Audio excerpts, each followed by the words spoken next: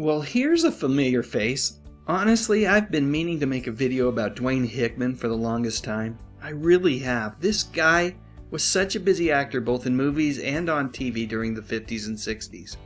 And actually even earlier than that. In fact, Hickman's first movie role was in 1939, and during the 40s, he made numerous on-screen appearances as well.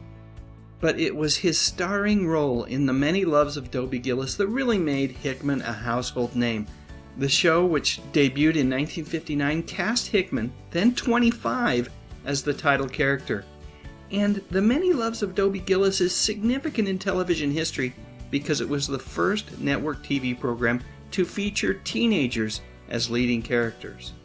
When I caught this show later on in reruns during the 70s and early 80s, it was the pairing of Hickman with Bob Denver as hippie beatnik Maynard G. Krebs that really made me laugh and kept me coming back for more.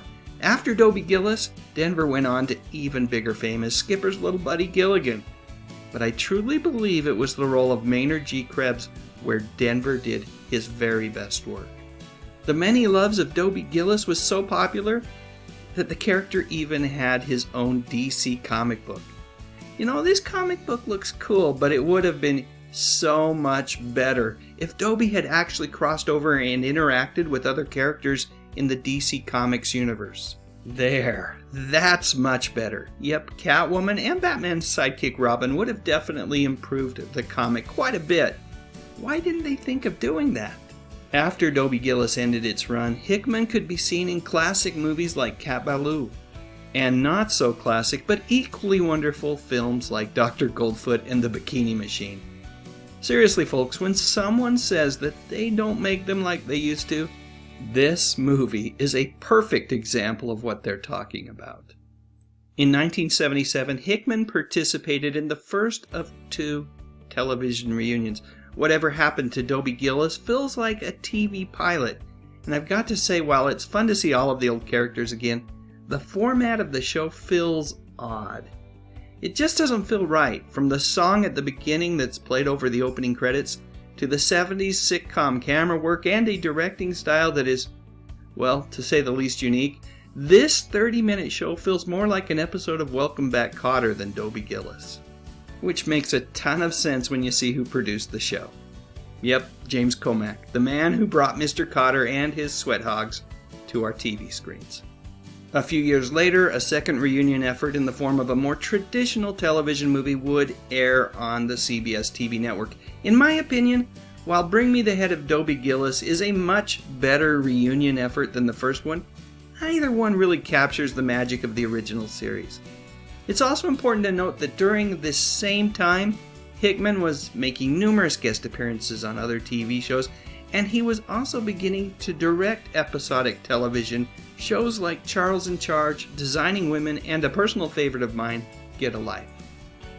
So if you're watching this video, the question you really want to know is, what has Dwayne Hickman been up to recently? Well, perhaps the best thing I could do is let TV do the talking for me on this one.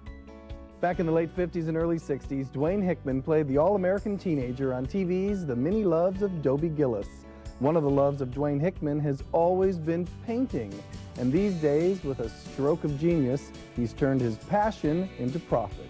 One stroke at a time, and sometimes with the tiniest of brushes, Hickman creates detailed paintings, often from real-life landscapes.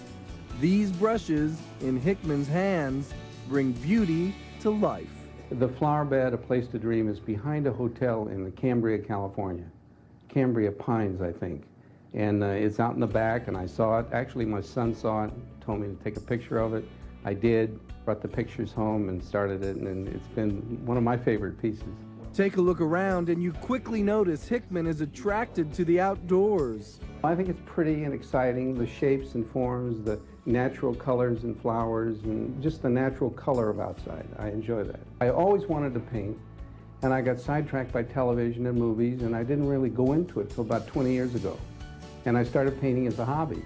But with his actress wife, Joan Roberts, the two decided to take it a step further. They sell the art online and do gallery shows all around the country. Hickman clearly gets joy out of his work, and he hopes his joy is contagious every time his art finds a new home. Truthfully, I think this makes a whole lot of sense. For years, Dwayne was involved in an industry where creativity is paramount. However, as things started to slow down a bit, his desire to continue to express his own creativity did not.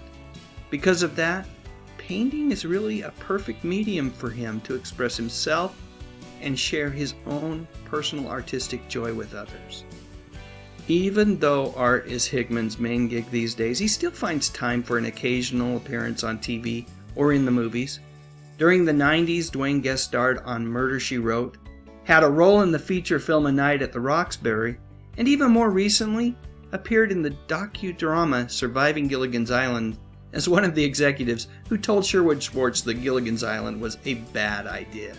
Another interesting movie that Hickman appeared in was 2005's Angels with Angles, which apparently tells the story of George Burns' reunion with his beloved Gracie in heaven. Frank Gorshin looks amazing in makeup as Burns, and the film is also notable because it was Rodney Dangerfield's last role before his passing. So that's it. What do you think? Were you a fan of Dobie Gillis and in particular Dwayne Hickman? Share your memories in the comments section, and while you're at it, I'd love a thumbs up if you enjoyed this video, and I would be absolutely honored if you would consider subscribing to my channel. I talk about music, movies, and mostly television from the 50s, 60s, 70s, and 80s. You know, the good stuff. But most importantly, and as always, thank you so much for watching.